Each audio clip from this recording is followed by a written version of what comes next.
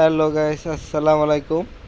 এই যে আজকে আপনাদের জন্য এমন একটা ভিডিও নিয়ে আসছি যা খুবই আনকমন, খুবই চমৎকার।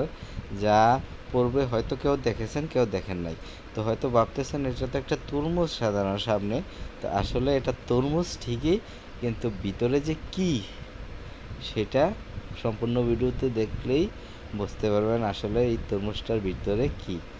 তো যারা আমার ভিডিওটা নিয়মিত দেখতেছেন, আমার চ্যানেলে অসংখ্য ধন্যবাদ।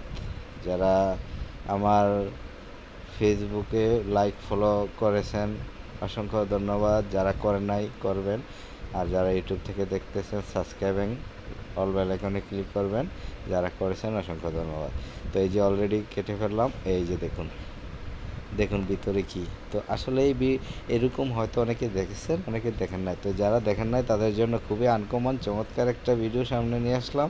তো আসলে আমি প্রথম দেখেছি।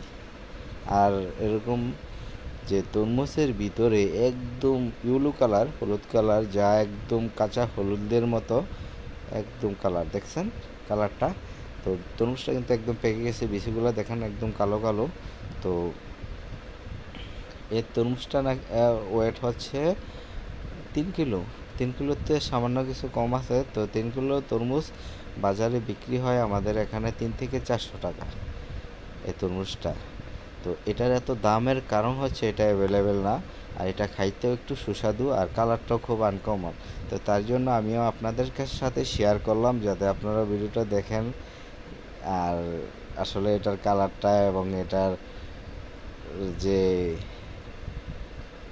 স্বাদ এবং কালার সব কিছুই আপনাদের সাথে শেয়ার করতেছি। তো দেশ ও দেশের বাইরে থেকে যারা আমার ভিডিওগুলো নিয়মিত দেখেন তাদেরকে আমি অগ্রিম ধন্যবাদ জানাই। আর সবাই হেল্প করবেন আমার ইউটিউবের চ্যানেলের নাম হচ্ছে এই সবুজের মাঝে সব। ইউটিউব চ্যানেলটা সাবস্ক্রাইব করলে তাহলে আমার আর অল্প কিছু বাকি আছে 1K হওয়ার।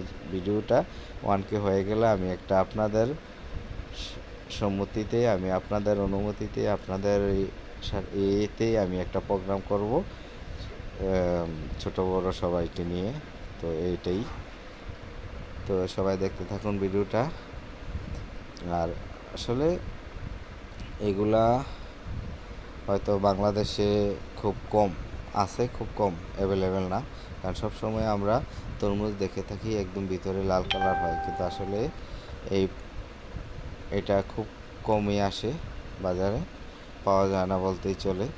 তো আমার এক ভাই নিয়ে আসছে এটা দিনাজপুর থেকে। তো সবাই ভালো থাকবেন, সুস্থ থাকবেন, এই বলে এখানেই শেষ করলাম।